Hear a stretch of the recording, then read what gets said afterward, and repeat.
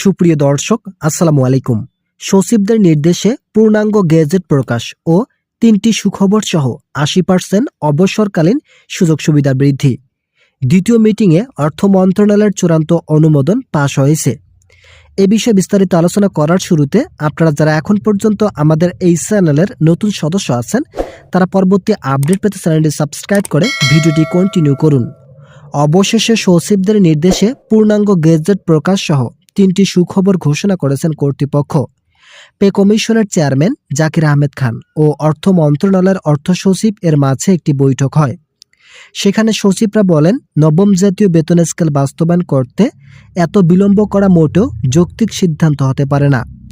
সর্বশেষ ২০১৫ সালের ৮ম বেতন স্কেল কার্যকর হওয়ার পরবর্তী সময়ে ২ ধাপে বেতন বৃদ্ধির চূড়ান্ত সিদ্ধান্ত ছিল, কিন্তু শেষ পর্যন্ত সেটি কার্যকর না হওয়ায় সরকারি কর্মকর্তা ও কর্মচারীদের মাঝে ব্যাপক অস্থিতিশীল পরিস্থিতি তৈরি হয়েছে।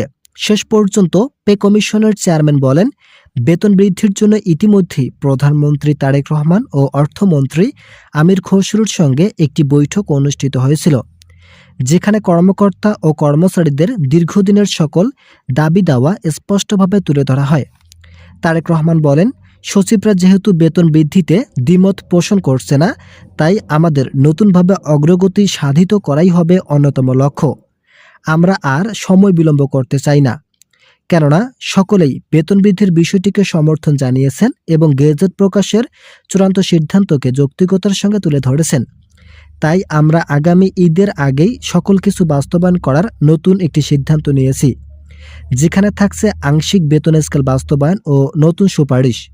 পূর্ণাঙ্গ বেতন স্কেল বাস্তবায়নের জন্য চেষ্টা চালালেও বাজেট ঘাটতি ও আর্থিক সংকটের কারণে তা বাস্তবায়ন করা সম্ভব নয় বলে স্পষ্ট ভাষায় বার্তা দিয়েছেন সংশ্লিষ্ট মহল, যার ফলস্বরূপ শেষ পর্যন্ত আংশিক বেতন স্কেলকে আমলে নিয়ে তা কার্যকরের নতুন রূপরেখা তৈরি করবে পে কমিশন। যারা এখন পর্যন্ত আমাদের এই চ্যানেলের নতুন সদস্য আছেন, তারা পরবর্তী আপডেট পেতে চ্যানেলটি সাবস্ক্রাইব করুন। সচিবরা ইতিমধ্যেই 3টি সুখবর দিয়েছেন এবং তা কার্যকরের জন্য অর্থ মন্ত্রণালয় সহ পে কমিশনকে আহ্বান করেন। প্রথম সুখবর, ২০১৫ সালের ৮ম বেতন স্কেলের পর যে সকল ভাতা স্বয়ংক্রিয়ভাবে বন্ধ করে দেওয়া হয়েছিল, সকল ভাতা পুনরায় চালু করা হবে। কেননা দেশ সংস্কারের দায়িত্ব শুধুমাত্র সরকারি কর্মচারীদের বেতন বৃদ্ধিকেই বোঝায় না। এখানে বিভিন্ন ভাতা সহ দেশের অর্থনৈতিক উন্নয়ন ও সাধারণ জনগণের আর্থিক সক্ষমতাকে বোঝায়। সকল দিক নিয়েই বিস্তর আলোচনা করে ব্লক পোস্ট বন্ধ সহ সিলেকশন গ্রেড ও টাইম স্কেল পুনরায় চালু করার নতুন সিদ্ধান্ত নিয়েছে তারেক রহমান ও পে কমিশন। একই সঙ্গে যে সকল ভাতা সরকারি কর্মকর্তা ও কর্মচারীদের জন্য অত্যন্ত গুরুত্বপূর্ণ, সেই ভাতাগুলোকে পুনরায় চালুর সুপারিশ করা হয়েছে। দ্বিতীয় সুখবর, তারেক রহমান বলেন, আমরা যেহেতু আংশিক বেতন স্কেল বাস্তবায়ন করতে যাচ্ছি, তাই আগামী জুলাই ২০২৬-২৭ অর্থ বছর বাজেট সংশোধন হওয়ার আগ পর্যন্ত মহার্ঘ ভাতা চালু করা হবে। যদি এটা চালু করা হয়, তাহলে কর্মকর্তা ও কর্মচারীদের মাঝে আংশিক বেতন স্কেল বাস্তবায়নের পাশাপাশি বিভিন্ন বৈষম্য দূর করা সম্ভব হবে।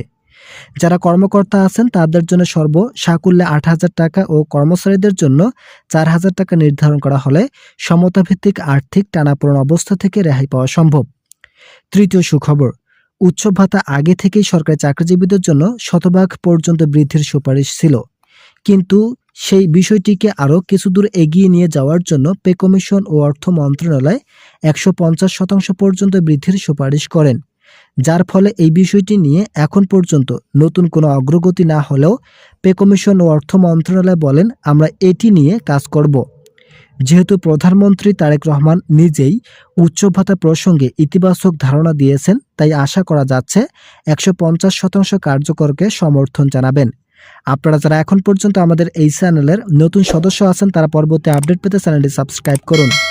অর্থমন্ত্রী আমির খসরু বলেন, বাংলাদেশের ২২ লক্ষ সরকারি কর্মকর্তা ও কর্মচারীদের দীর্ঘদিনের যে প্রত্যাশা ছিল, সকল প্রত্যাশা অবশেষে দ্বারপ্রান্তে এসে পৌঁছেছে। বিশেষ করে যারা নিম্ন গ্রেডের কর্মচারী আছেন, তাদের প্রত্যেকটি দাবি দেওয়া যথাসময়ে পালন করার সিদ্ধান্ত থাকলেও এর আগেই আমরা সকল কিছু বাস্তবায়ন করতে যাচ্ছি। আমরা চাই না সরকারি কর্মচারীরা অর্থনৈতিকভাবে ক্ষতিগ্রস্ত হোক। যেহেতু দেশ সংস্কার থেকে শুরু করে নবম জাতীয় বেতন স্কেল কার্যকর বিষয়টি অতি প্রয়োজনীয় একটি দিক, তাই সকলের মতামতকে সমর্থন জানিয়ে আগামী ঈদের আগেই আংশিক বেতন স্কেল বাস্তবায়নের পাশাপাশি গৃহীত 3টি সুবিধা চূড়ান্তভাবে কার্যকর করা হবে। আজকের দ্বিতীয় মিটিংয়ে অবসরকালীন সুযোগ সুবিধা বৃদ্ধির বিষয়টি নিয়েও ইতিবাচক ধারণা আসে। সংশ্লিষ্ট কর্তৃপক্ষ জানায়, অবসরকালীন সুযোগ সুবিধা মূল বেসিকের 80% হারে কার্যকর করা হলে সমতা বজায় থাকবে, কিন্তু কর্মচারী ফোরামের অনেক সদস্যরা জানিয়েছেন শতভাগ আকারে অবসরকালীন সুযোগ সুবিধা বাস্তবায়ন করতে হবে। এই বিষয়টি পুরোপুরি অযৌক্তিক এবং দেশের অর্থনীতির উপর প্রবল চাপ পড়বে বলে মন্তব্য করেন অর্থনীতিবিদ সহ বিভিন্ন রাজনৈতিক ব্যক্তিবর্গ। ভিডিওটি শেষ করার পূর্বে যারা এখন পর্যন্ত আমাদের এই চ্যানেলের নতুন সদস্য আছেন, তারা পরবর্তী আপডেট পেতে চ্যানেলটি সাবস্ক্রাইব করে আমাদের সঙ্গেই থাকুন।